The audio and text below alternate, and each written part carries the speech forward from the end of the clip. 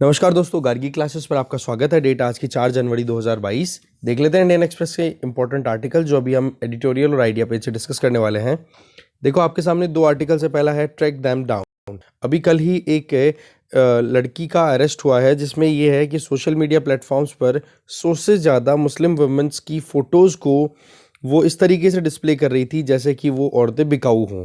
तो मतलब इस तरीके से माइनॉरिटी वुमेन के साथ में ये जो कोई भी काम किया जा रहा है जिसमें आप बोलते हो कि हमारा freedom of speech and expression है वो प्रोटेक्टेड रहना चाहिए, सोशल मीडिया प्लेटफॉर्म्स के ऊपर हम कुछ भी कहें, तो बोले यहाँ पर ज़रूरत है लगाम लगाने की। जानेंगे मुद्दे को पूरा को। इसके अलावा डेमोक्रेसी के लिए क्या क्या चैलेंजेस है, इस आर्टिकल को भी हम जानेंगे। इसके आगे हम देखेंगे कि यूक्रेन से हम क्या सीख सकते हैं साउथ एशिया के लिए, जानेंगे इस मुद्दे पर भी। और एक आर्टिकल ये रहेगा the flaw in the numbers, कि जीडीपी जो हम कैलकुलेट करते हैं इंडिया में उसमें क्या क्या कमियां हैं। तो 3 कमियों को हाईलाइट किया जा रहा है राइटर के द्वारा, तीनों को समझेंगे। तो चलिए देखते हैं डिटेल में आर्टिकल्स को। फर्स्ट आर्टिकल है for south Asia a Ukraine lesson. Article को लिखा सी राजा मोहन जी ने। जैसे कि आपको पता है कि अभी वेस्ट और रशिया के बीच में यूक्रेन को लेकर के बहुत ज़्यादा टेंशन्स चल रही हैं। तो इस केस में आप देखो कि केवल यूक्रेन का ही मुद्दा नहीं है। अभी जो कॉन्फ्लिक्ट है या फिर जो कहीं ना कहीं टेंशन्स क्रिएट हो रही है उसके पीछे 2 कारण बताया जा रहा है। पहला कारण स्फेयर ऑफ इन्फ्लुएंस, कि किसका कितना प्रभाव क्षेत्र है, कितना इफेक्टिव है कोई भी एक कंट्री किसी भी एक एरिया में। और एक है यूक्रेन, क्योंकि यूक्रेन जो है वो नेटो को ज्वाइन करना चाहता है, नेटो अपनी पावर्स को एक्सरसाइज करना चाहता है यूक्रेन में। इस तरीके से यूक्रेन जो कि यूएसएसआर का फॉर्मर यूएसएसआर का पार्ट हुआ करता था, वो वेस्टर्न कंट्रीज़ के साथ में अपनी एंगेजमेंट्स और ज़्यादा ब्रॉडर करना चाहता है। तो इस केस में रशिया जो है वो इस चीज़ को लेकर के टेंशन में है कि अगर यूक्रेन नेटो को ज्वाइन करता है, यूक्रेन अगर वेस्टर्न कंट्रीज़ के साथ में चला जाता है, मतलब ये वेस्टर्न यूरोपियन कंट्रीज़ और यूएस कनाडा इनके साथ में, तो बोलो उस केस में हमारे दहलीज तक नेटो की दस्तक आ जाएगी, जो कि 1991 में जब वॉर्सो पैक्ट जो हुआ था जिसमें यूएसएसआर ने लीड किया था नेटो के अगेंस्ट में, ठीक है, नेटो को काउंटर करने के लिए यूएसएसआर ने वॉर्सो पैक्ट किया था। तो उसको 1991 में जब कोल्ड वॉर खत्म हुआ था ना, उसी टाइम पे उस वॉर्सो पैक्ट को भी खत्म कर दिया गया था। पर अभी जब 1991 में ये वॉर्सो पैक्ट खत्म हुआ था, तब रशिया ने एक कमिटमेंट लिया था कि नेटो जो है वो अपनी एग्रेशन नहीं दिखाएगा रशियन इंटरेस्ट के अगेंस्ट में, ठीक है। पर अभी जो देखा जा रहा है सिचुएशन कुछ ऐसी आ रही है कि रशिया इसी चीज़ को लेकर के अपने आप में कंसर्न है कि अगर यूक्रेन जो है वहाँ पर वेस्टर्न कंट्रीज़ की इन्फ्लुएंस अगर बढ़ जाए और यूक्रेन अगर उनके धड़े में ज्वाइन कर लेता है तो बोला मुश्किलें बहुत ज़्यादा बढ़ जाती है। तो इसमें देखो मॉस्को जो है वो वेस्टर्न मिलिट्री पॉलिसीज़ को लेकर के भी कंसर्न है कि भाई नेटो की प्रेजेंस अगर यूक्रेन में आ जाती है तो बोला हमारी तो बॉर्डर के बिल्कुल पास में आ गए, तो ये कभी भी कोई भी ऑपरेशन अगर कंडक्ट करेंगे तो रशियन इंटरेस्ट के अगेंस्ट में जाएगा। तो ऐसे में ये कहा जा रहा है कि रशिया ने अपनी बॉर्डर्स को सेफ करने के लिए वेस्टर्न कंट्रीज़ के साथ में एग्रीमेंट जो हुआ, एग्रीमेंट का मतलब जब कोल्ड वॉर ख़त्म हुआ था तो उस टाइम पे एक ही चीज़ डिमांड की गई थी मेनली, कि वो जो आपका जो मिलिट्री अलायंस है नॉर्दर्न अटलांटिक ट्रीटी ऑर्गेनाइजेशन, उसको आप रशियन बॉर्डर्स तक नहीं लेकर के आओगे, ठीक है। अब वही चीज़ कहीं ना कहीं वायलेट होती हुई दिखाई दे रही है कि यूएस और यूरोप दोनों मिलकर के रशिया के साथ में किया हुआ कमिटमेंट है उसको ख़त्म कर रहे हैं, या फिर कह दो कि नेटो है उसको ईस्टवर्ड मूव करा रहे हैं, रशिया की तरफ मूव करा रहे हैं, जो कि रशिया के लिए सिक्योरिटी पॉइंट ऑफ व्यू से बहुत ही ज़्यादा चिंता की बात है। अब देखो आइडिया की अगर बात करें तो एक आइडिया बहुत ज़्यादा प्रिवेल करता है, that is common European home. पर सवाल यह है कि ये जो कॉमन यूरोपियन होम की हम बात करते हैं, इसको लेकर के मॉस्को बड़ा कंसर्न है। कारण कि कॉमन यूरोपियन होम में तो वेस्टर्न कल्चर का ज़्यादा डोमिनेंस रहेगा, वेस्टर्न इंस्टीट्यूशंस का, और वहाँ पर मॉस्को जो रहेगा वो तो एक तरीके से सब अल्टर्न रहेगा। दैट मीन्स कि भाई वहाँ पर यूरोप की तो पकड़, मतलब यूरोपियन यूनियन की और यूएस की तो पकड़ होगी, पर रशिया जो है वो सरेंडर कर देगा उनके सामने एक तरीके से कि हाँ जी आपका सिस्टम है वो बहुत ही बढ़िया है। तो ये चीज़ बिल्कुल भी नहीं चाहता। जैसे कि हमने प्रीवियस डिस्कशंस में ये चीज़ अच्छे से आइडेंटिफाई की और बातें भी की हमने, जिसमें ये था कि रशिया ये नहीं चाहता कि हमें, मतलब इंटरनेशनल पॉलिटिक्स में, मतलब रशिया जो है वो अपना असर्टिव रोल प्ले करना चाहता है। रशिया की डिमांड है कि हमें एक डिग्निफाइड कंट्री के तौर पे, एक सुपर पावर के तौर पे तो कंसिडर करो, कम से कम हमारी बेइज्जती तो नहीं होनी चाहिए इंटरनेशनल प्लेटफॉर्म्स पे। अब देखो बात ऐसी है, रशिया ने अपनी तरफ से जॉर्जिया और यूक्रेन में जिस तरीके से वेस्टर्न पॉलिसीज का इंटरवेंशन हो रहा है ना, उसको लगातार पुश बैक करने की कोशिशें की है। रही सही में यूक्रेन में अब नेटो की प्रेजेंस अगर ज़्यादा बढ़ती है तो उसको लेकर के भी रशिया अपनी तरफ से बिल्कुल रेडी है। और इसी चीज़ को लेकर के आपको पता है, रशिया ने यहाँ तक कह दिया है, पुतिन ने यहाँ तक कह दिया है कि अगर इसी तरीके से आप एग्रेशन दिखाओगे या फिर हमारे आसपास के जो देश हैं उनमें अपनी प्रेजेंस को इंक्रीज करोगे, तो बोला हम फुल फ्लेजेड वॉर से भी बिल्कुल पीछे नहीं हटेंगे। तो देखो बात ऐसी है कि यूएस की प्रेजेंस और नेटो की एग्रेशन, ये दोनों चीजें कहीं ना कहीं रशिया के लिए बहुत ज्यादा कंसर्निंग है। अब देखो बात ऐसी है कि ये सिचुएशन अगर हम देखें तो ऐसा ही कुछ इक्वेशन हम साउथ एशिया में भी देख सकते हैं कि जहां पर इंडिया तो है ही सबसे बड़ा कंट्री ज्योग्राफिकली, इकोनॉमिकली, बाकी साथ में छोटे बड़े और जो साउथ एशियन नेबर्स हैं हमारे वो भी हैं। तो ऐसे में इंडिया अपनी तरफ से अगर देखे तो एक डोमिनेंट स्टेट में हम स्टेट्स के तौर पे कंसिडर होता रहा है। मतलब ये रहा कि इंडिया की अगर बात करें तो इंडिया ने अपनी प्रेजेंस के हिसाब से ज्योग्राफिकली अगर देखें तो इंडिया की हमेशा पकड़ तो बनी रही है। वो बात ठीक है कि आज चाइना कहीं ना कहीं काउंटर कर रहा है या अपनी प्रेजेंस को लगातार बढ़ा रहा है, पर फिर भी वही बात है कि पकड़ थोड़े ना कम हो जाएगी। ज्योग्राफिकली तो इंडिया वहीं प्रेजेंट है ना। तो जिस तरीके से मेजर पावर्स के बीच में कॉन्फ्लिक्ट होता है, बोलो उसी तरीके से हमारे यहाँ पर भी छोटा मोटा कॉन्फ्लिक्ट चलता रहता है। कभी पाकिस्तान इंडिया के बीच में, कभी पाकिस्तान इंडिया श्रीलंका के बीच में, कभी इंडिया नेपाल के बीच में। ठीक है, तो ऐसे में एशिया की अगर हिस्ट्री देखें तो हमें थोड़ा सा सोचने की ज़रूरत है कि इंडिया एशिया में भी बहुत सारी पावर्स हैं वो इमर्ज हुई थी टाइम टाइम पे, जिनमें से एक है जापान। जब 20th सेंचुरी स्टार्ट हुई थी, मतलब ये 1899 के बाद में, मतलब 1900 से लेकर के आप देखो सेकेंड वर्ल्ड वॉर तक जापान बहुत गजब तरीके से राइज हुआ था। और जापान ने अपनी तरफ से जो अपना स्पेस ऑफ इन्फ्लुएंस क्रिएट किया था, उसका स्टेटमेंट क्या था? ग्रेटर ईस्ट एशियन को प्रॉस्पेरिटी स्फीयर, जिसमें क्या था? को प्रॉस्पेरिटी मतलब सब लोग साथ मिलकर के पैसे वाले बनेंगे और अपनी प्रॉस्पेरस लाइफ कंटिन्यू करेंगे। ठीक है, और greater east Asian that means Asia को एक ब्रॉडर प्रोस्पेक्ट में देखा गया था जापान के द्वारा। इसमें क्या था कि जो यूरोपियन कॉलोनियल पावर्स थी उनको उखाड़ फेंकना और उनकी जगह पर एशिया का एक नया ऑर्डर क्रिएट करना। अब देखो बात ऐसी है, इसमें आइडिया में मेन जिस चीज थी वो क्या थी? Asia for Asians. अब क्योंकि यूरोपियंस थे, इनको भगाना था। और सेकेंड वर्ल्ड वॉर में आपको पता ही है कि जिस तरीके से जापान ने अपनी एग्रेशन दिखाई थी, यहाँ तक कि नॉर्थ ईस्ट में भी हमारे यहाँ पर बैटल्स हुए थे, जापानीज मिलिट्री है वो यहाँ तक पहुँच गई थी, तभी तो जाकर के इन्होंने इंडिपेंडेंस घोषित की थी इंडिया की। वो भी एक अपने आप में बहुत इंपॉर्टेंट प्रेशर था।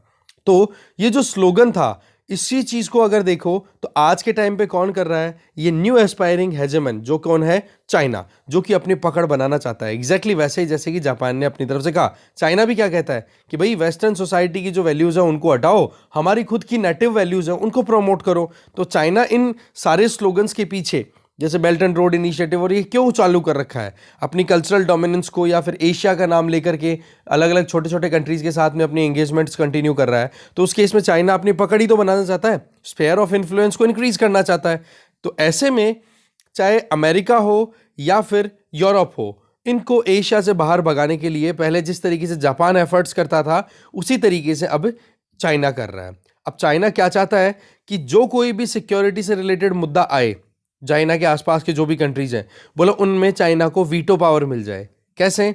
कि भाई वहां पर अगर अमेरिका एंगेज करे तो वहां पर चाइना ये चाहता है कि अगर हम कह दें तो अमेरिका को आउट करने के लिए वो कंट्रीज रेडी हो जाए। फॉर एग्जांपल श्रीलंका में अगर हम देखें तो जब अफगानिस्तान, कल ही हमने डिस्कशन किया था, याद हो तो आपको, एक्सप्लेन पेज पे, त्रिनकोमली जो पोर्ट पे ऑयल फैसिलिटी को रिफर्बिश किया जाएगा इंडिया और श्रीलंका के द्वारा जॉइंटली। तो उस केस में मुद्दा क्या आ रहा था कि अफगानिस्तान में जब इन्वेजन किया था, अफगानिस्तान में जब आया था अमेरिका, तो अमेरिका ने डिमांड की थी कि त्रिनकोमली वाला एरिया हमें दे दो, जिससे कि हम हमारे फाइटर जेट्स को, इनको एयरक्राफ्ट्स को, इनको हम रिफ्यूल कर सके और अफगानिस्तान की सॉइल पे जो टेररिज्म इंक्रीज हो रहा है उसको काउंटर करना हमारे लिए आसान हो सके। पर श्रीलंका ने मना कर दिया। ठीक है, पर वो चीज़ उस टाइम पे चाइना का इतना इन्फ्लुएंस नहीं था। पर आज की परिस्थिति क्या हो रही है? इन्फ्लुएंस देखो चाइना का कितना ज़्यादा बढ़ चुका है। ठीक है, चाहे मालदीव्स हो, चाहे बांग्लादेश की बात कर लो, पाकिस्तान में तो आप देख ही रहे हो, ये तो बिल्कुल ही गजब के दोस्त हैं दोनों के दोनों।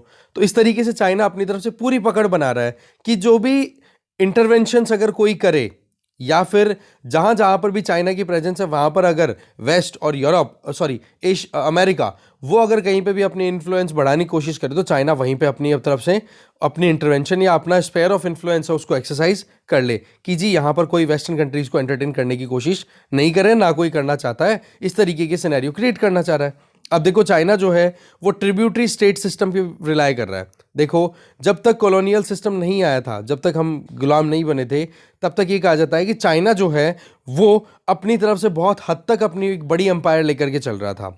उसी चीज से अगर देखें तो उसको नेचुरल स्टेट बोला जा रहा है कि ईस्ट एशिया में एक तरीके से नेचुरल स्टेट हुआ करता था जिसमें चाइना की पकड़ हुआ करती, तभी तो बोल देता ना चाइना कि साउथ चाइना सी है वो तो हमारी एंशियंट लेक है। तो इस तरीके से चाइना अपनी तरफ से पूरी कोशिशें कर रहा है एशिया में पकड़ बनाने की। इसके आगे देखें, फिर बात आ जाती है इंडिया की। तो देखो इंडिया भी इतना स्ट्रेंज तो नहीं है, स्ट्रेंजर तो नहीं है कि हाँ इन्फ्लुएंस नहीं करने की कोशिश की हो अपने आसपास में।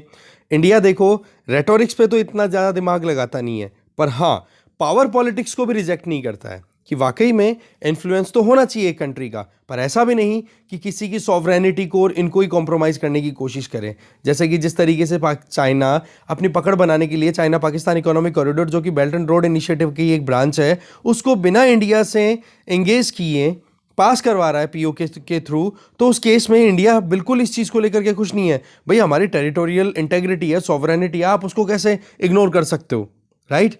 पर दिल्ली जो है वो रीजनल पॉलिसीज में अपनी एंगेजमेंट्स को बिल्कुल भी कम नहीं होने देता। हाँ पावर पॉलिटिक्स को बिल्कुल रिकॉग्नाइज करते हैं, पर हाँ ये भी है कि हम दूसरे किसी कंट्री की सॉवरेनिटी को खत्म करने की कोशिश भी नहीं करते। देखो जितने भी स्टेट्स हैं, फॉर एग्जांपल जितने भी कंट्रीज हैं, उनके लिए इंडिया हमेशा कहता है कि जी इक्वल होने चाहिए सभी के सभी। अब इक्वालिटी की बात तो करें तो इक्वालिटी तो केवल पेपर्स पे होती है। अब दूसरी तरफ रियल वर्ल्ड में देखें तो पावर डिस्ट्रीब्यूशन तो अनइवन है। फॉर एग्जांपल किसी कंट्री के पास में नेचुरल रिसोर्सेज बहुत ज़्यादा हैं तो इस केस में वो अपने आप पावरफुल है। ज्योग्राफिकली अगर वो एडवांटेज में है तो उसका बेनिफिट भी उसको मिलता है। तो बोलो जब कभी भी आप किसी रीजन में किसी भी क्षेत्र विशेष में कोई भी एक्टिविटी होते देखो, किसी भी कंट्री की डोमिनेंस अगर बनते देखो, तो उसके पीछे कहीं ना कहीं पेपर्स पे तो यूं होगा कि अरे सब बराबर है, सारे देश अपने अपनी बराबरी का काम करते रहें, पर रियलिटी यह है कि उस पर्टिकुलर एरिया में किसी एक कंट्री की पकड़ हमेशा बनी रहती है। देखो जब से हम इंडिपेंडेंट हुए ना तब से हमने भी मतलब एक तरीके से एक्सपेंसिव स्पेयर ऑफ इन्फ्लुएंस की तरफ एंगेज किया। मतलब हमने भी हमारा इन्फ्लुएंस जो है हमारे आसपास के एरिया में बढ़ाने की कोशिश की। ऐसी बात नहीं है कि हम बिल्कुल शांत रहे हैं। देखो इंडियन ओशियन ब्रिटिश राज के टाइम से ही बहुत ज़्यादा इंपॉर्टेंट रहा है और तब से लेकर इंडिया जो है वो इंडियन ओशियन में डोमिनेंस अपनी बनाए रख रहा है। वो बात ठीक है कि अभी चाइना जो है अपने आसपास हमारे आसपास वाले जो कंट्रीज है, जैसे अभी मैंने नाम बताया पाकिस्तान, श्रीलंका, बांग्लादेश, म्यांमार, वहाँ पर लगातार अपनी इन्वेस्टमेंट करके अपनी पकड़ बना रहा है। बट रियल सेंस में देखा जाए तो ज्योग्राफिकली तो इंडिया तो वहाँ पर प्रेजेंट है ना। तो इंडिया इस चीज़ को इतनी जल्दी भी इतनी आसानी से भी अपने हाथ से नहीं जाने देगा और ना हो पाएगा ये पॉसिबल चाइना के लिए कि किसी दूसरे कंट्री में जाकर के और वहाँ पर चाइना इतना इन्वेस्ट करे। जैसे एक एग्जांपल देता हूँ छोटा सा मैं, मालदीव्स में अब्दुल्ला यमीन की सरकार जो चल रही थी, ठीक है, अभी तो सोले की सरकार चल रही है जो कि इंडिया के फेवर की बात करते हैं या इंडिया से एंगेज करना चाहते हैं। बट अब्दुल्ला यमीन की सरकार में इतना इन्वेस्टमेंट आया था चाइना से जिसकी हद नहीं है। पर अब वहाँ पर डेमोक्रेसी है तो इलेक्शंस हुए तो इस केस में अब नई सरकार बन गई। अब डेमोक्रेसी में सबसे बड़ा नुकसान क्या रहता है चाइना के हिसाब से? देखिए सरकारें कब बदल जाती है, कौन सी पार्टी की कौन सी आइडियोलॉजी है, कब क्या चेंज हो जाए। तो उस केस को लेकर के चाइना ही क्या चाहता है कि हर जगह पे भाई स्टेबल रिजीम्स हो। रिजीम का मतलब होता है परमानेंट किसी का राज चलता रहे, जबकि आपको पता है कि डेमोक्रेसी में तो रिजीम होल्डर्स होते हैं, रिजीम वाले नहीं होते, एम्पायर नहीं होती है वहां पर। तो जिनके हाथ जो लोग इलेक्ट होकर के जाते हैं उन्हीं के हाथ में पावर होती है। तो इस केस में देखो बात ऐसी है कि अपनी तरफ से जिस तरीके की एक्टिविटीज इंडिया ने पहले कर रखी थी कि इंडियन ओशियन में तो इन्फ्लुएंस रखा, पर इतना ज़्यादा भी नहीं रखा क्योंकि हमारी टेंडेंसी क्या थी कॉलोनियल एक्सपीरियंस के बेसिस पे इनवर्ड लुकिंग। हमने ये सोचा कि भाई बाहर से अगर ज़्यादा एंगेज करेंगे तो ये लोग फिर से हमें गुलाम बना लेंगे। भाई एक्सपीरियंस भी बहुत बेकार था हमारा कि भाई एमएनसी तो थी एक तरीके से ईस्ट इंडिया कंपनी, पर बना दिया गुलाम टाइम के साथ में। तो ऐसे में हमने इनवर्ड लुकिंग टेंडेंसी ज़्यादा रखी, पर अब धीरे धीरे वो इनवर्ड लुकिंग लेगेसी जो थी उसको हमने छोड़ना शुरू कर दिया और अब हम धीरे धीरे अपनी एंगेजमेंट्स को बढ़ा रहे हैं। अगर साउथ एशियन सब कॉन्टिनेंट की पर्टिकुलरली बात करें और इंडियन ओशन की भी बात करें, वो बात ठीक है कि चाइना यहाँ पर हमें चैलेंज कर रहा है, पर हाँ ये बात ध्यान रखें कि इंडिया यहाँ पर फिजिकली प्रेजेंट है। इसका मतलब कि बिल्कुल भी रीजनल डोमिनेंस अगर देखें तो चाइना अपने हाथ में लेना चाहे तो वो नहीं हो पाएगा। कारण एक छोटी सी चीज बताई जाती है यहाँ पर कि आज के टाइम पे रशिया का जो ओहदा है वो यूएस के कंपैरिजन में या यूरोपियन यूनियन के कंपैरिजन में बहुत कम है। बेशक ये बात सही है, जैसे कि हम बोलते हैं कि इंडिया और चाइना की इकोनॉमीज को कंपेयर करें तो इंडिया बहुत छोटी इकोनॉमी हो चुकी है, बट सवाल ये है कि क्या रशिया की रेलेवेंस खत्म होगी क्या इकोनॉमी अगर छोटी है तो? आज भी यूरोपियन यूनियन के नाक में दम कर रखा है, आज भी वेस्टर्न कंट्रीज के हाल खराब कर रखे हैं, अपनी तरफ से सीधा बोलता अगर कुछ भी गड़बड़ करोगे तो मैं तो फुल फ्लेजेड लड़ाई लड़ूंगा, राइट? तो बोले इंडिया भी इसी तरीके से अपनी रेलेवेंस कंटिन्यू बनाए रखेगा। हाँ, और दूसरी इंडिया अपनी तरफ से जो लाइक माइंडेड कंट्रीज हैं उनको भी तो साथ में लेकर के आ रहा है। एक टाइम है जब 1971 में पाकिस्तान के दो टुकड़े करवाए गए, ईस्ट पाकिस्तान वेस्ट पाकिस्तान को डिवाइड करके पाकिस्तान और बांग्लादेश बनवाए, तो उस टाइम पर क्या किसी सुपर पावर ने इंटरवेंशन किया था क्या?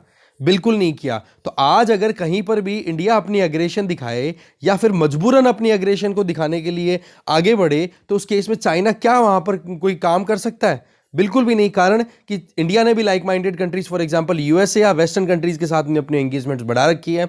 और यही चीज आपको पता है कि ईस्टर्न लद्दाख में मिलिट्री एग्रेशन चाइना ने दिखा दी 1962 की तरह सोच करके कि हाँ जी इंडिया को हम डरा देंगे धमका देंगे, कोई ना कोई एरिया वहां से दबोच लेंगे। पर आज वो इंडिया नहीं है ना, आज दूसरा है स्टेटस। इंडियन इकोनॉमी बहुत एक्सपेंड कर चुकी है, आज इंडिया के पास में एडवांस वेपन सिस्टम अवेलेबल है, मिलिट्री हमारी बहुत बड़ी है ना? तो उस चीज से क्या क्लियर होता है कि इंडिया फिर भी वही बात है कि भाई तुम हमें 10 मारोगे तो हो सकता है कि हम तुम्हें एक ही मारें, पर वो एक अच्छी जगह मारी जाएगी, वो वाली बात है। तो ऐसे में इंडिया की नहीं, आज हर एक एरिया में जब से देखो, वेस्टर्न एशिया की बात करें, वेस्टर्न एशिया में जब से यूएसए ने रिट्रेंचमेंट किया है मतलब विड्रॉल किया है, तब से वहां पर भी स्फेयर ऑफ इन्फ्लुएंस अपने प्रभाव क्षेत्र को बढ़ाने की राइवलरी चल रही है, जिसमें ईरान, सऊदी अरब, टर्की, इजिप्ट ये अपनी तरफ से मिडिल ईस्ट में और हॉर्न ऑफ अफ्रीका वहां पर अपनी पकड़ बनाने के लिए इनके बीच में होड़ लगी हुई है। चाहे फिर वो चाइना की इन्फ्लुएंस पैसिफिक आइलैंड्स में देखो, चाहे हॉर्न ऑफ अफ्रीका में जिबूती में अपना नेवल स्टेशन ओपन करना देखो चाइना का, तो हर कोई इस चीज को लेकर के आगे पीछे लड़ाई में फंसा पड़ा है कि कहां पर किसका प्रभाव ज्यादा है। इसका मतलब क्या हो गया?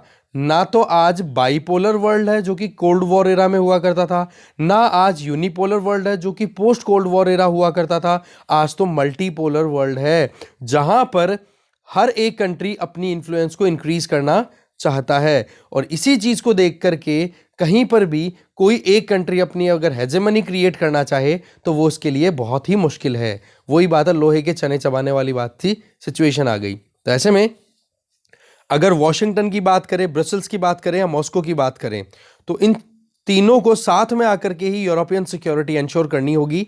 एक भी अगर कहीं पर गड़बड़ हो जाता है तो फिर बाद में मुश्किलें हो जाएंगी। बाकी तो देखो टाइम बताएगा, जब ये एंगेजमेंट होने वाली है अगले हफ्ते बातचीत होगी जब, ठीक है ना? तो ऐसे में रशिया और वेस्ट ये दोनों का इन्फ्लुएंस यूक्रेन पे है, नो डाउट। पर बात यह है कि यूक्रेन जो है उसको कहीं ना कहीं कॉम्प्रोमाइज करना पड़ सकता है अगर इनके बीच में कोई भी कंसेंसस निकल के आती है। कारण कि यूक्रेन को 2014 में यूक्रेन का एक पार्ट क्रीमिया, जिसका हम बार बार बात कर चुके हैं, मैप भी बहुत बार डिस्कस कर चुके हैं, मैप शेयर किया हुआ है यूक्रेन का, आप टेलीग्राम चैनल पे देख लेना। तो क्रीमिया को टेक ओवर कर लिया था मिलिट्री ऑपरेशन के बेसिस पे रशिया ने 2014 में। तो बोलो वो अब रिटर्न नहीं आए तो वो फिर अपने आप में यूक्रेन के लिए बहुत बड़ा नुकसान हो जाएगा। अब देखो ये तो भविष्य के घर में क्या बातचीत होती है क्या नहीं। और जहां तक है जिस तरीके से रशिया ने क्रीमिया को टेक ओवर कर रखा है उस तरीके से लगता नहीं है कि वो छूटेगा अभी। तो ऐसे में आगे देखें, जब से रशिया ने क्रीमिया को टेक ओवर किया है बहुत सारे सैंक्शंस ऑलरेडी लगाए जा चुके हैं।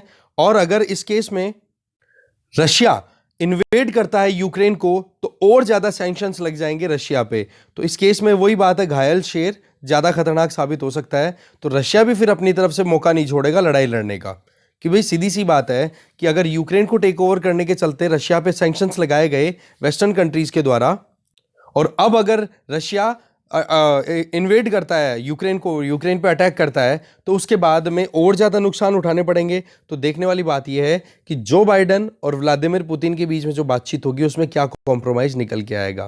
तो देखो बात ऐसी है कि यूक्रेन में जो सिचुएशन बनी हुई है उससे क्या लेसन हमें मिलता है। देखो बात ऐसी है, जो हमारे नेबर्स हैं ना उनको हमें रिस्पेक्ट करना चाहिए। पहली चीज़ तो स्मॉलर स्टेट्स हैं उनको हमें हमारे हिसाब से मोबिलाइज भी करना ज़रूरी है। आज अगर इंडिया अपनी तरफ से श्रीलंका, बांग्लादेश, नेपाल इनके साथ में फेवरेबली एंगेज करता है तो इसका फ़ायदा ना कि इन छोटे कंट्रीज़ को होगा बल्कि बड़े कंट्री लाइक इंडिया इनको भी सीधा सीधा। अब सीधी सी बात है, ज्योग्राफिकली इंटीग्रेटेड इंडिया जितना है उतना कोई चाइना थोड़े ना है। नेपाल की बात कर लो या श्रीलंका की बात कर लो, तो इस केस में इनको एक दूसरे के साथ में एंगेज अच्छे से करना चाहिए। पर अगर मान लो कि साउथ एशियन सब कॉन्टिनेंट में ये छोटे कंट्रीज जो हैं वो अगर दिल्ली को परेशान करने के लिए या दिल्ली को ब्लैकमेल करने के लिए चाइना कार्ड प्ले करते हैं कि हाँ जी आप अगर हमारे यहाँ पर इन्वेस्टमेंट नहीं करोगे तो हम आपके यहाँ पर हम चाइना से इन्वेस्टमेंट कराएंगे और चाइना को फिर हम्बन तोता पोर्ट की तरह हम लीज पे दे देंगे, या इस तरीके से चलता रहेगा, तो फिर उस केस में देखो दिल्ली भी अपनी तरफ से अभी तक जो करता है ना वही करेगा। क्या? इन छोटे कंट्रीज के इंटरनल अफेयर्स में इंटरवेंशन। क्योंकि ये बार बार ब्लेम लगता रहता है कि दिल्ली मतलब भारत जो है वो एक बिग ब्रदर का रोल प्ले करता है, हर चीज़ में इंटरनल इश्यूज में बोला इसका रोल आ जाता है। तो ऐसे में इन सारे कंट्रीज़ को, साउथ एशियन कंट्रीज़ को ये चीज़ समझनी चाहिए कि भाई एक दूसरे की इंटरेस्ट को अंडरस्टैंड करें।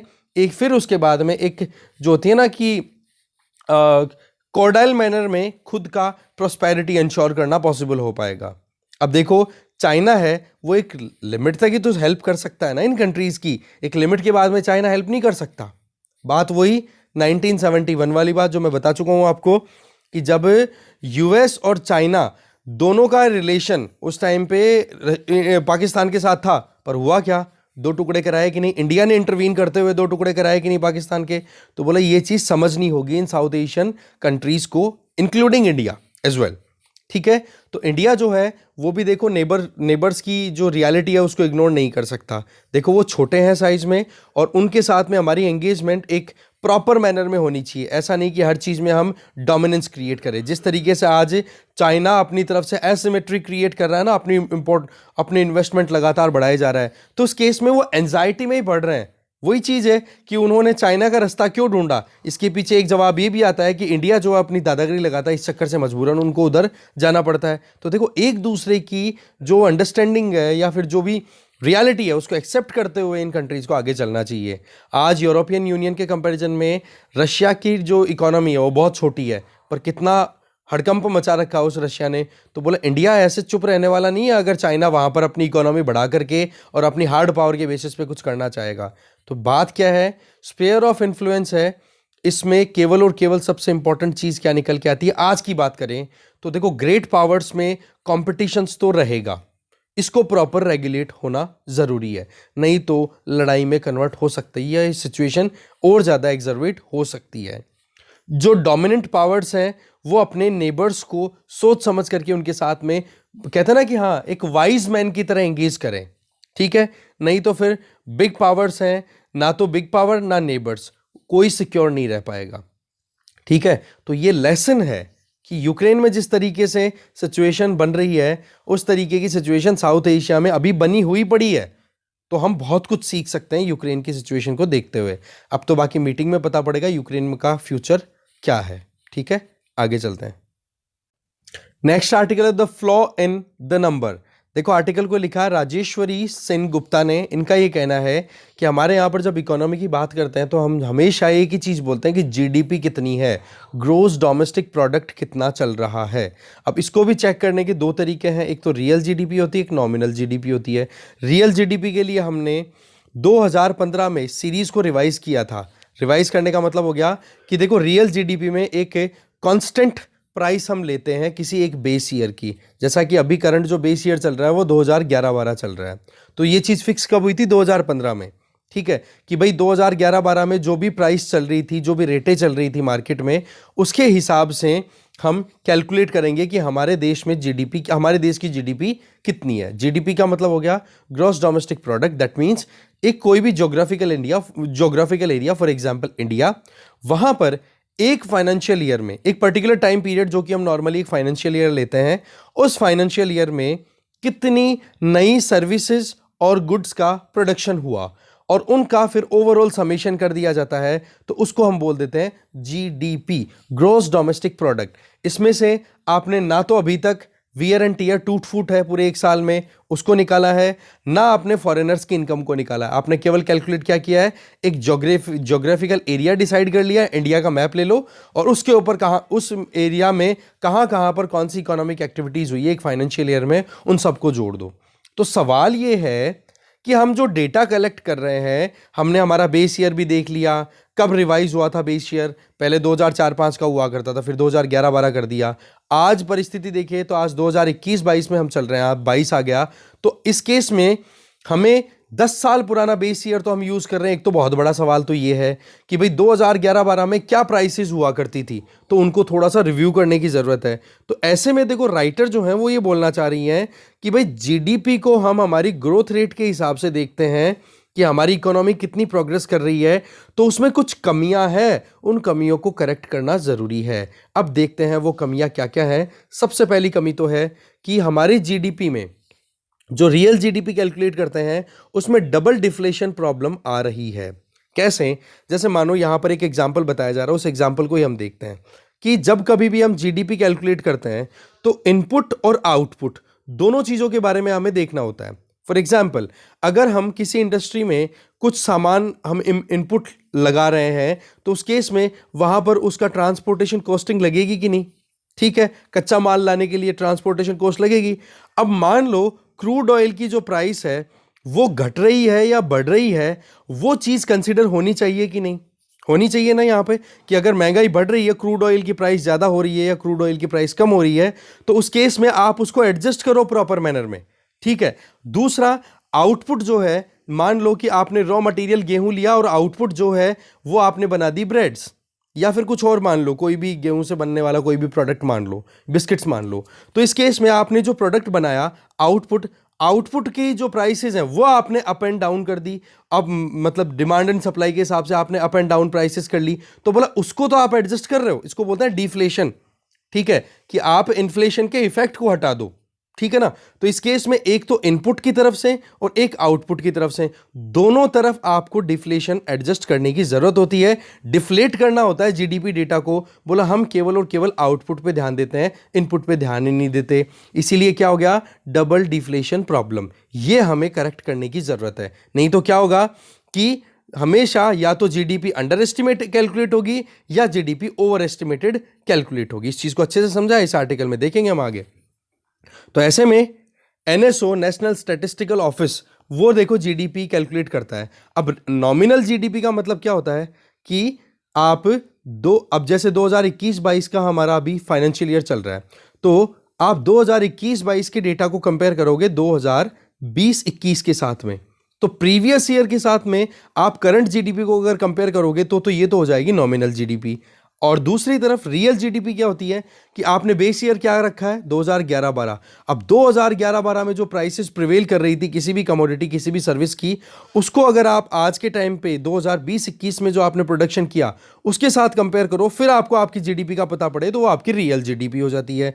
तो बोले यहां पर हमें थोड़ा सा करेक्शन करने की जरूरत है, क्योंकि केवल आउटपुट का जो है वो तो एडजस्टमेंट कर लिया जाता है, बट इनपुट का एडजस्टमेंट नहीं किया जाता है, जो हमने अभी देखा। और डिफ्लेशन का मतलब क्या होता है, सॉरी, डिफ्लेटर जो होता है वो कैसे काम करता है, nominal GDP upon real GDP into 100। तो ऐसे में आप ओवरऑल चेक क्या करते हो कि वाकई में 2011-12 के कंपैरिजन में आज का जो फाइनेंशियल ईयर चल रहा है उसमें महंगाई कितनी बढ़ गई, आप ये चेक करते हो। तो बोलो वो चीज कहीं ना कहीं करेक्ट होनी चाहिए, इनपुट पर भी होनी चाहिए तो आउटपुट पर भी होनी चाहिए। तो एक तो प्रॉब्लम हो गई आपकी डबल डिफ्लेशन प्रॉब्लम। इसके आगे देखें, आगे राइटर ये बताना चाह रही है कि जब भी हम ये जीडीपी कैलकुलेट करते हैं तो उसके लिए देखो हमारे पास में जो एक्यूरेसी आएगी ना, वो आ सकती है कंज्यूमर प्राइस इंडेक्स के बेस्ड। ठीक है, जिससे कि एक कंज्यूमर को कितना पैसा पे करना पड़ रहा है किसी भी गुड या सर्विस को परचेज करने में।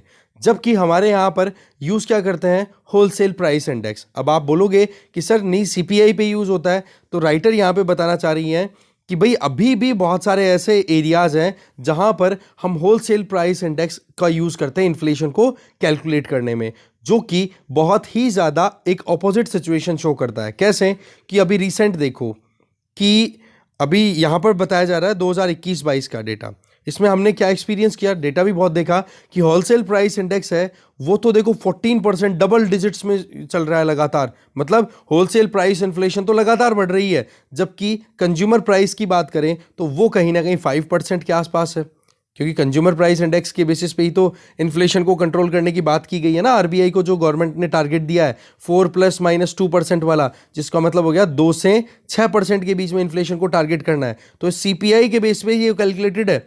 जबकि आप अगर जीडीपी को कैलकुलेट करने में अगर डब्ल्यूपीआई पे रिलाई करते हो तो सीपीआई और डब्ल्यूपीआई में तो रात दिन का अंतर है, तो बोले ये भी कहीं ना कहीं जीडीपी कैलकुलेशन में प्रॉब्लम क्रिएट कर देता है, इसको भी करेक्ट करना जरूरी है। तो ऐसे में जब जीडीपी अच्छी परफॉर्म करती है तब तो हमारे पास में अंडर एस्टिमेटेड डेटा मिलता है, और जब जीडीपी बुरा परफॉर्म करती है उस टाइम पर हमारे पास में ओवर एस्टिमेटेड डेटा आ जाता है। तो बोले ये जो डबल डिफ्लेशन प्रॉब्लम है और होलसेल प्राइस इंडेक्स पे जो डिपेंडेंसी है उसको हमें ठीक करने की जरूरत है। तो पहला पॉइंट हो गया है डिटेल में पूरा। दूसरा देखते हैं अब। दूसरा कारण राइटर ये बता रही हैं कि क्यों हमें हमारे जो डेटा है जीडीपी डेटा है उसको करेक्ट करने की जरूरत है। देखो बात ऐसी है कि एनएसओ जो है वो सेक्टर वाइज वेट दे करके हर सेक्टर में, जैसे प्राइमरी सेक्टर का कितना कंट्रीब्यूशन रहा, सेकेंडरी का, टर्शियरी का फिर हम अलग अलग और देख लेते हैं, पर ओवरऑल तो मेजर 3 सेक्टर्स में हम एक जीडीपी की हमारी जो इकोनॉमिक एक्टिविटीज़ हैं उनमें डिवाइड कर सकते हैं। पर सवाल यह है कि आज हम बेस ईयर कौन सा यूज़ कर रहे हैं, 2011-12 या 2010-11 का स्ट्रक्चर, 2011-12 का हम यूज़ करते हैं बेस ईयर। तो वो तो जीडीपी कैलकुलेट करने का जो स्ट्रक्चर था उसमें तो पिछले 10 सालों में कितना चेंज आ गया। फॉर एग्जाम्पल आईटी सेक्टर 2010-11 में कितना छोटा था, आज आईटी सेक्टर का कितना कंट्रीब्यूशन है जब से कोरोना आया, और उसके पहले भी जब से रिलायंस जियो आया है, 4G जब सर्विसेज मिली हैं तब से तो आईटी सेक्टर और ज़्यादा फ्लॉरिश हो गया। तो बोला इन चीज़ों को हम इग्नोर नहीं कर सकते। तो बोले जो जीडीपी कैलकुलेट करने के लिए जो स्ट्रक्चरल इश्यूज आ रहे हैं ना उनको भी करेक्ट करना चाहिए, क्योंकि 10 साल पुराना जो स्ट्रक्चर है वो आज बहुत हद तक चेंज हो चुका है। तो दूसरा करेक्शन ये ज़रूरत है। तीसरी चीज़ ये कि भाई आप एक चीज़ बताओ, जब जीडीपी कैलकुलेट कर रहे हो और सेक्टर्स की आप बात कर रहे हो तो हमारे यहाँ पर एम्प्लॉयमेंट में 2 तरीके के सेक्टर्स की हम बात करते हैं, एक तो ऑर्गेनाइज सेक्टर होता है, एक अनऑर्गेनाइज सेक्टर होता है। तो आप क्यों नहीं अनऑर्गेनाइज सेक्टर को काउंट कैलकुलेट करते हो प्रॉपर्ली। आज जीडीपी में मेजरली फोकस जिस पे किया जाता है वो किया जाता है ऑर्गेनाइज सेक्टर पे। तो बोला अनऑर्गेनाइज सेक्टर जो कि हमारे देश में मोर देन 85% जॉब्स क्रिएट करता है, उसके बारे में जब आप कोई कैलकुलेशन ही नहीं कर रहे हो तो आपको कैसे पता पड़ेगा एक्चुअल में जीडीपी का कि वाकई में कितना ग्रोस डोमेस्टिक प्रोडक्ट है हमारे देश का। तो ये 3 चीज़ें हैं, बोले इन तीनों चीज़ों को अगर हम करेक्ट करें तब जाकर के एक्यूरेसी आएगी, तब जाकर के हम जीडीपी डेटा को हम एक्यूरेट मान सकते हैं।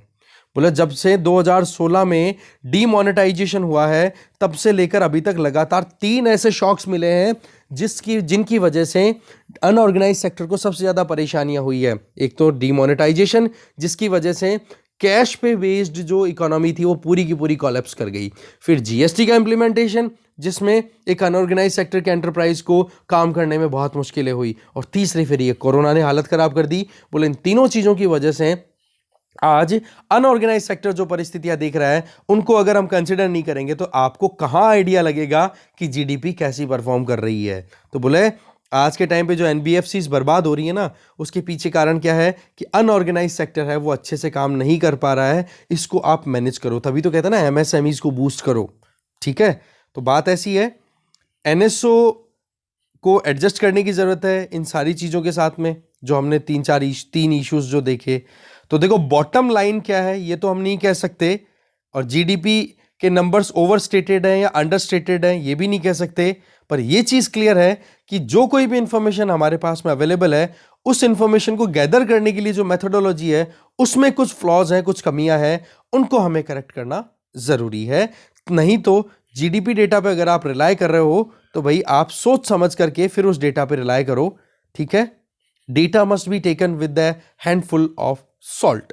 बहुत सोच समझ करके वो आप डेटा पे रिलाई करो, क्योंकि हो सकता है कि जिस तरीके से हमने पूरी कैलकुलेशन देखी उससे ये पता पड़ रहा है कि जीडीपी डेटा हमारे पास में एक्यूरेट नहीं आता।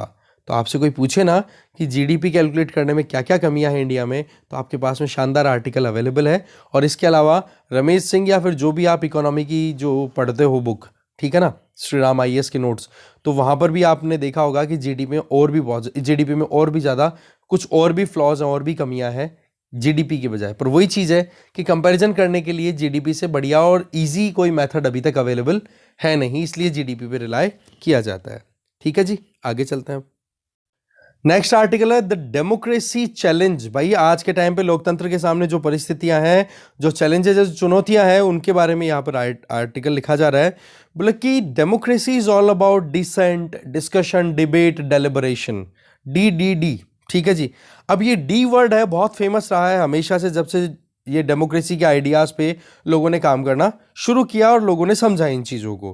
बोला इन चीज़ों को लेकर के जब डिसेंट की बात आए तो कोई भी अगर किसी भी नेशन स्टेट के खिलाफ में कोई आवाज उठाए तो उसको आप बोल देते हो एंटी नेशनल, और एंटी नेशनल बोल करके उनके खिलाफ में कार्रवाई करना शुरू कर देते हो। तो क्या वाकई में ये डेमोक्रेसी का कोर है कि आप किसी की नाराजगी को भी नहीं सुनना चाहते?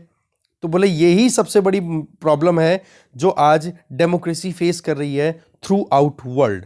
तो ऐसे में तीन यहां पर सिचुएशन बताई जा रही है कि कैसे आज डेमोक्रेसी को चैलेंजेस का सामना करना पड़ रहा है।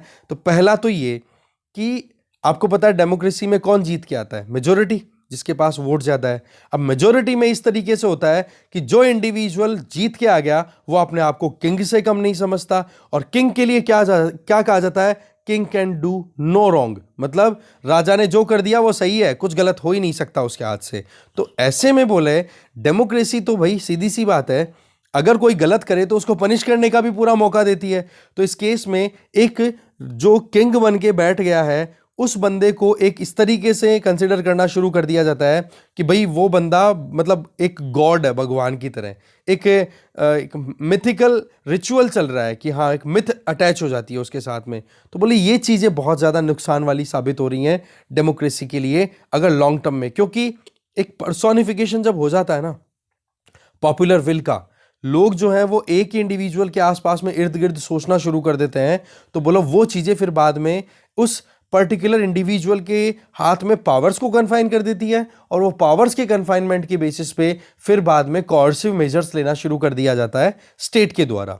तो ऐसे में ज़रूरी है कि हमें फंडामेंटल्स पर रीवर्क करने की आवश्यकता है। तो ऐसे में पहली चीज़ तो आपको क्लियर हो गई कि भाई इलेक्टोरल मेजोरिटी जो है उसको इलेक्टेड जो लीडर्स होते हैं वो अपने आप को सुपर हीरो समझना शुरू कर देते हैं। तो डेमोक्रेसी के लिए पहला चैलेंज। दूसरा कि जो इलेक्टोरल मेजोरिटीज हैं जिन्होंने वोट दिया है, ठीक है जी, वो कम्युनिटी जिस भी सेक्ट के लोगों ने ज्यादा प्रमोशन या ज्यादा सपोर्ट दिया है। अब सीधी सी बात है, पाकिस्तान की अगर बात की जाए तो पाकिस्तान में आज के टाइम पे मुस्लिम्स बहुत हैं, इंडिया की बात की जाए तो हिंदूज बहुत हैं। हर एक कंट्री में अपनी अपनी डोमिनेंस रखने वाली कोई ना कोई कम्युनिटी है। अब वो जो कम्युनिटी या फिर वो जो ग्रुप है, सेक्ट है, वो जिसको सपोर्ट देगा उसी की बातें ज़्यादा मानी जाएगी, और उसके चलते माइनॉरिटीज़ के जो राइट्स हैं वो कॉम्प्रोमाइज़ हो जाते हैं। तो ऐसे में एक ये चैलेंज आ गया कि माइनॉरिटीज़ को बहुत ज़्यादा चैलेंजेस का सामना करना पड़ता है। इसके आगे थर्ड जो चैलेंज है वो ये कि आज 21st सेंचुरी चल रही है, यहां पर डेमोक्रेसी में मैनिपुलेशंस इतने ज्यादा हो रहे हैं कि बोलने को तो इलेक्शन होते हैं, पर यहां पर एक बार इलेक्शन हो गया तो उसके बाद में ऑटोक्रेसी हो जाती है, इलेक्टेड ऑटोक्रेसी। ऑटोक्रेसी का मतलब हो गया कि जो लोग हैं वो अपने हिसाब से अपना काम करना शुरू कर देते हैं, फिर बाद में ये दिमाग लगाना छोड़ देते हैं कि जब 5 साल तक तो गई ना, एक बार तो सीट मिली गई, अपने हिसाब से काम करना शुरू कर दो। और अगर जो रूलिंग पावर है उसके अगेंस्ट में किसी ने आवाज उठाई तो उसको एंटी नेशनल बोलना शुरू कर दिया जाता है, उनको मतलब एक तरीके से कल्प्रिट बना करके उनके खिलाफ में कार्रवाई करनी शुरू कर दी जाती है। तो बोले ये 3 ऐसे चैलेंजेस हैं जो कि आज के टाइम पे डेमोक्रेसी देख रही है। तो ऐसे में ज़रूरत है कि इन तीनों इश्यूज़ को हमें हैंडल करना होगा, और ये तीनों इश्यूज़ केवल इंडिया स्पेसिफिक या पाकिस्तान स्पेसिफिक नहीं है, ये ग्लोबली प्रिवेल कर रहे हैं। ठीक है, तो ऐसे में ज़रूरत है कि डेमोक्रेसी जो है वो अपनी खुद के ऊपर होने वाले अटैक्स को काउंटर करे प्रॉपरली। ठीक है, नहीं तो डेमोक्रेसी सबवर्ट होती चली जाएगी, एक तरीके से साइड लाइन में चली जाएगी, तो वैसे नुकसान हो जाएगा। आज के टाइम पे देखो आप, सोशल मीडिया, प्रेस फ्रीडम की बात हमेशा से की जाती है जब भी डेमोक्रेटिक वैल्यूज की बात होती है। तो आज के टाइम पे मीडिया जो है वो भी कहीं ना कहीं अच्छे से काम नहीं कर रही है। वो भी केवल और केवल अपनी जो पीआर है उसको इंक्रीज करने में, और कहते हैं ना कि सूडो नेशनलिज्म का नाम लेकर के और केवल चेस्ट थंपिंग कि भाई हमारी सरकार ने ये बहुत बढ़िया कर दिया, ये बहुत बढ़िया कर दिया, तो बोलो उसके चलते कहीं ना कहीं मीडिया का जो रोल है एक इंडिपेंडेंट अनबायस्ड मीडिया का, वो कॉम्प्रोमाइज हो रहा है। ब्यूरोक्रेसी है वो लगातार अपनी तरफ से काम इस तरीके से कर रही है कि मानो वो लीगल माफियाज हो गए हों। दैट मीन्स जिनके हाथ में कानून है और कानून को हाथ में रखते हुए फिर वो अपनी दादागिरी चलाते हैं। तो बोले क्या इसीलिए डेमोक्रेसी आई थी क्या, कि कुछ लोगों को ही पावरफुल बनाया जाए? तो इस चीज़ को यहाँ पर करेक्ट करने की ज़रूरत है। इसके अलावा अगर देखें, जो डेमोक्रेट्स हैं उनका आइडिया क्या था? Protest, agitation, movement. बोले इन तीनों चीज़ों का बहुत बड़ा रोल होता है। अब देखो, अगर कोई भी सरकार के द्वारा पॉलिसी लाई जाती है, उस पॉलिसी को अगर ज़्यादातर लोग या कुछ लोग पसंद नहीं करते हैं तो उनके पास में विरोध करने का अधिकार है। हाँ, वो बात ठीक है कि कॉन्स्टिट्यूशनल गाइडलाइंस या कॉन्स्टिट्यूशनल लिमिट्स के अंडर में रहते हुए आप अपनी freedom of speech and expression को यूटिलाइज कर सकते हो। पर बात यह आ जाती है कि उन freedom of speech and expression को अगर कोई सप्रेस करने की कोशिश करे तो वो चीज़ कहीं ना कहीं क्या हो जाती है? डेमोक्रेटिक वैल्यूज़ के अगेंस्ट में चली जाती है। ठीक है, तो एजिटेशन, मूवमेंट्स और ये जो भी हो, तो ये अपने आप में डेमोक्रेसी के लिए बहुत ज़्यादा ज़रूरी होते हैं, ये पार्ट होते हैं, क्योंकि इनका रोल क्या होता है? सोसाइटी के वेलफेयर के लिए अपनी तरफ से असर्शन देना, सरकार को दबाव में लाना। और सरकार किस लिए है जी? अकाउंटेबिलिटी, रिस्पॉन्सिबिलिटी, ये क्यों पढ़ते हैं हम? गवर्नेंस के इंपॉर्टेंट एस्पेक्ट्स में देखते हैं ना, इसीलिए तो पढ़ते हैं ना कि लोगों के वेलफेयर के लिए काम करे सरकार। देखो अभी रिसेंट अगर देखा जाए तो जब से डोनाल्ड ट्रंप वहां के प्रेसिडेंट बने थे यूएसए के, तब डोनाल्ड ट्रंप को चैलेंज करने वाला कोई हो ऐसा कोई लग ही नहीं रहा था। पर ये तो अच्छा हुआ कि कोई ज़्यादा कोई ड्रामा क्रिएट नहीं हुआ। पर फिर भी कैपिटल हिल में आपको पता है 6 जनवरी 2021 को जिस तरीके से अटैक किया गया था, वो सारी चीज़ें, तो जो बाइडन जब से जीते हैं तब से जाकर के आप देख सकते हो कि वाकई में वहाँ पर नॉर्मल पॉलिटिक्स खेली गई थी कि भाई डोनाल्ड ट्रंप जैसी जो पर्सनैलिटी कल्ट था उसको हराना अपने आप में बहुत बड़ा चैलेंज था। तो बोला नॉर्मल पॉलिटिक्स को प्रिवेल करना चाहिए।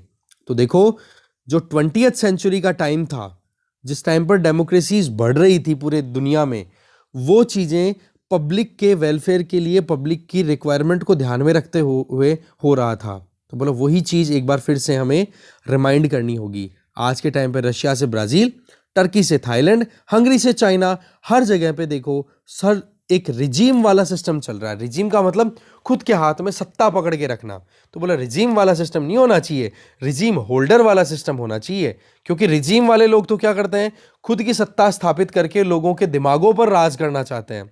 पर होना क्या चाहिए कि भाई रिजीम होल्डर है, आपको ये पोस्ट है, इस पोस्ट के ऊपर आप अच्छे से परफॉर्म नहीं करोगे तो किसी दूसरे को मौका दिया जाएगा। इस तरीके से काम होना चाहिए। नहीं तो क्या होगा? डेमोक्रेसी इसी तरीके से डिक्लाइन करती चली गई तो ठीक बात नहीं होगी। ठीक है, तो यह है डेमोक्रेसी के लिए चैलेंजेस। ऐसे में भी काम में ले सकते हो जब भी डेमोक्रेसी के ऊपर आप कभी लिखो। बड़ी अच्छी बातें थी। आगे चलते हैं। लास्ट आर्टिकल है ट्रैक देम डाउन। देखो आर्टिकल में बताया जा रहा है कि अभी एक लड़की, मतलब वैसे तो अभी न्यूज़ में आया कि एक लड़की को फिर बाद में अरेस्ट कर लिया गया है। एक एप्लीकेशन प्लेटफॉर्म है गिथुब, वहाँ पर 100 से ज़्यादा मुस्लिम वुमेन को इस तरीके से दिखाया गया कि हाँ भाई ऑनलाइन सेल लगी हुई है। अब आप देखो, और क्या लिखा जाता है? डील ऑफ द डे, इस तरीके से। बोले माइनॉरिटी वुमेन है, उनकी प्रोटेक्शन की जो जिम्मेदारी है वो देश की सरकार, देश के सिस्टम पर है। उनको इस चीज़ को अच्छे से करना होगा। नहीं तो इस तरीके की एक्टिविटीज़ अगर लगातार होती रही और ये कह दिया जाए कि भाई सोशल मीडिया प्लेटफॉर्म तो freedom of speech and expression का ही एक पार्ट है, उसको तो हम कंटिन्यू करेंगे, तो बोले ये तो चिंता की बात है। बेशक ये ज़रूरी है कि सोशल मीडिया प्लेटफॉर्म्स को ओवर रेगुलेट ना किया जाए, पर इतना रेगुलेशन तो उनका होना ही चाहिए जिससे कि किसी की डिग्निटी के ऊपर क्वेश्चन ना लगे। तो ऐसे में अगर ये जो कोई भी कल्प्रिट्स हैं इनको सजा नहीं दी गई प्रॉपर, तो ये एक तरीके से आप इम्प्यूनिटी को एनकरेज कर रहे हो, माफ़ी दे रहे हो जो भी गड़बड़ करने वाले लोग हैं। तो ऐसे में मुस्लिम वुमेन को हरस करना ये गलत बात है। देखो जब नरेंद्र मोदी सरकार आई थी तो उन्होंने आने के बाद में जो एक तो अच्छा काम क्या किया, बेटी बचाओ बेटी पढ़ाओ आंदोलन, जो कि कंटिन्यू है। इसके अलावा मुस्लिम वुमेन की डिग्निटी को प्रोटेक्ट करने के लिए उन्होंने ट्रिपल तलाक जो कानून था वो लेकर के आए, जिससे कि कोई भी तलाक तलाक तलाक बोल करके और एकदम से अपनी शादी को ख़त्म ना करे। ठीक है, तो इस तरीके की सिचुएशन हमें अभी ज़रूरत है कि कैसे भी करके ये जो कोई भी मिसयूज़ हो रहा है ना सोशल मीडिया प्लेटफॉर्म्स का, उनको हमें ठीक करना होगा।